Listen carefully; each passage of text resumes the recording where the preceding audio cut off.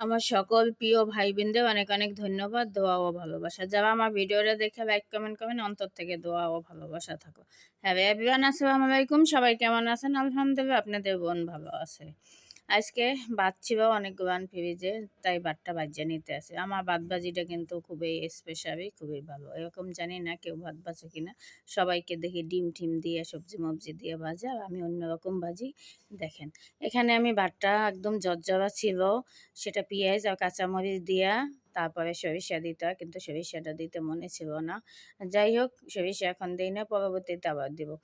আর এখানে আমার লাগতেছে গরম মশলা পাউডার, হলুদের গুঁড়া, মরিচের গুঁড়া, লবণ, স্বাদ মতন, চিনি। এটা দিয়েই আমি ভাজি, আর ধনিয়া পাতা লাগতেছে।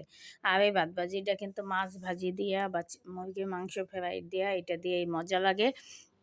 আমি সবসময় এই ভাতভাজিটা মাঝে, মাঝে খাই। আমার কাছে খুবই ভালো লাগে। যদি আপনাদের কাছে ভালো লাগে একবার ভাইজ্জা খাবেন।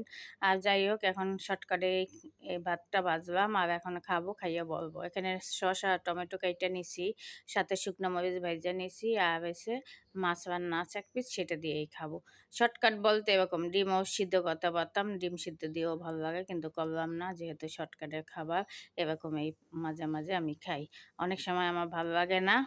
তাই আমি এরকম মন চাইলে এরকমই খাই, যেটা মন চায়। কিন্তু রুটিটা খাইতে আমার কষ্ট হইয়া যায়। আটার রুটি আমার অত পছন্দ না। কিন্তু আমার পছন্দ হইছে পরাটা আমার নিজের হাতে, এইটাই। কিন্তু সবসময় তো খাইতে পারি না। তৈলাক্ত জিনিসগুলো না খাইতেই চাই না।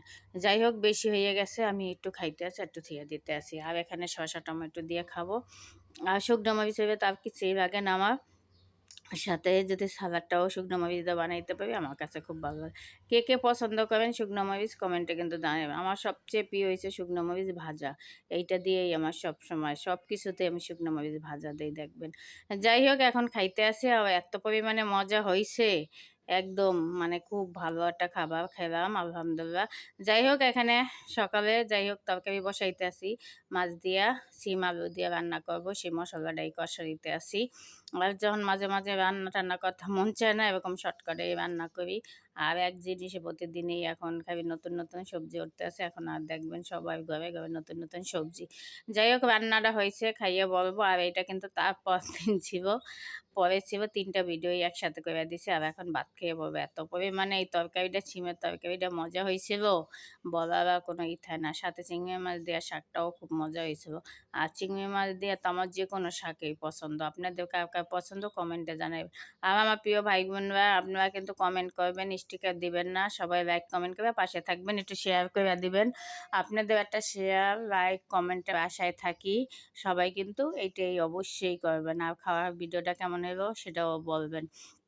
এই যে মজার, মজার তরকারি দিয়া খাইতে কে, কে পছন্দ করেন? এখন এই যে টমেটো, সিম, আলু, ফুলকপি, এগুলান তো আমার খুব পছন্দ। যেকোনো মাছ দিয়ে রান্না, রুই মাছ বা কাতল মাছ, যাই হোক